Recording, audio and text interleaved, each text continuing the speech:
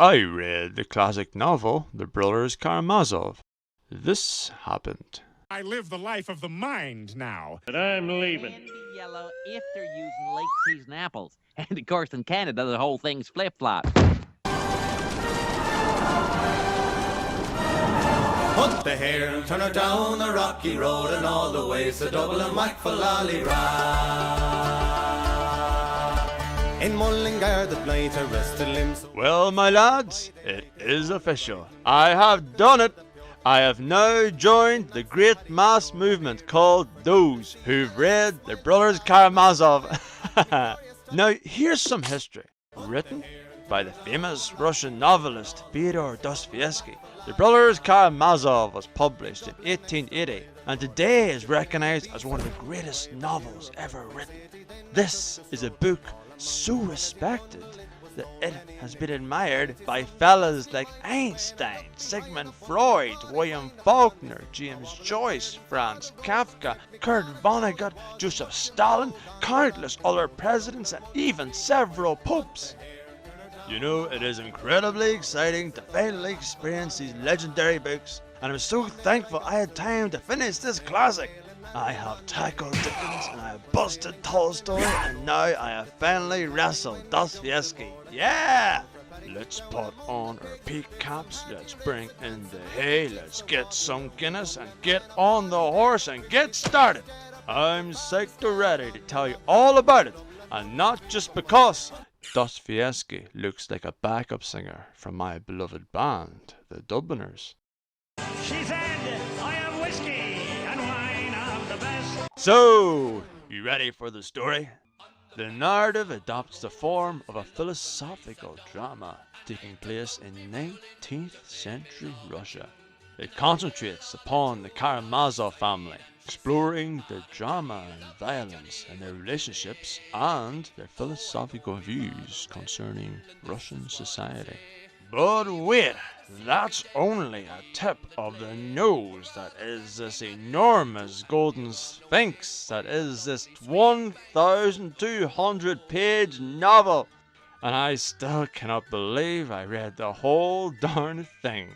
But then again, Dostoevsky was not prepared for me, who was prepared for him, who was not prepared for me being prepared, when I was prepared for him not being prepared for me being prepared.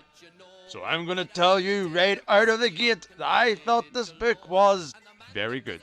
The characters have humanity, their development is powerful, their scenes have emotion, the plot points have great suspense, and the story functions as a lens into faith, into human psychology, and into benevolence and compassion. And for a novel written in the 1800s, the writing and the translations is both eloquent and accessible. Seriously, I can't talk enough about how beautiful parts of this book are. Here, just listen to this. What is hell? I maintain that it is the suffering of being unable to love. Just lull yourself with that magic, that literary magic, that touching Fyodor force. There's pages and pages like this. This is a book brimming with moments of love and kindness. Upon finishing this novel, I realized I learned more about life from this book than any other. Yes, I'm telling no lie. I really did. Did you know the writer of this book was seconds away from being shot by a firing squad when he was pardoned? Now hold on, don't get me wrong. There were a few classic book crimes, and they deserve deliberation. I've sang your praises, FD, but now I gotta slag ya. Firstly, this book is rather bloated. What do I mean by bloated? Well, I mean, maybe next time I'll read a book that fits in my rucksack. Come on! Like I said, my copy was over 1,200 pages, a significant number of which were uneventful. and I truly believe it did not need to be that long. Where was your editor, Dostoevsky? You know how many trees give their lives to make this book? The law book of classic media defines these bland pages as boring the reader's arse off. On top of that, I would highly recommend, before reading this novel, you lower your expectations in regards to the plot. It is a powerful narrative, but it is not what a lot of you would imagine from a book called one of the greatest novels of all time. This is a book which at times halts the plot line and enters into what could be called a philosophical thesis on faith. And many readers may find this monotonous, to say the least. Look, I've been thinking, maybe I'm not old enough to glean the entirety of this book's subtle essence. Maybe I should come back to this book when I'm older. I'm back! Where is that goddamn book? Where the hell is it? I'm gonna thrash it with my dear old wife!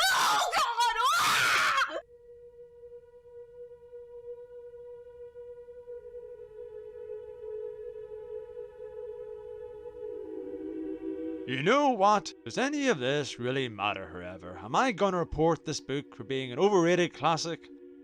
Absolutely not. Everyone, you must read this novel.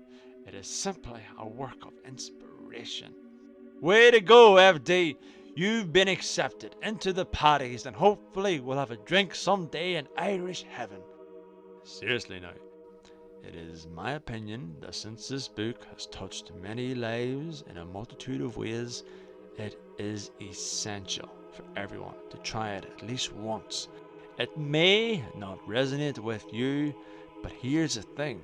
If it does, it could change you.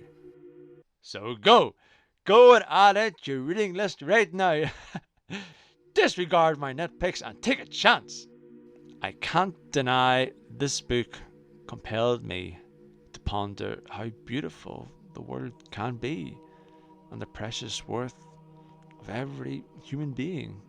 Above all, Dostoevsky seen no meaning in material possessions or self-gratification, but he seen profound meaning in the glistening eyes of the people we share the sunlight with every day.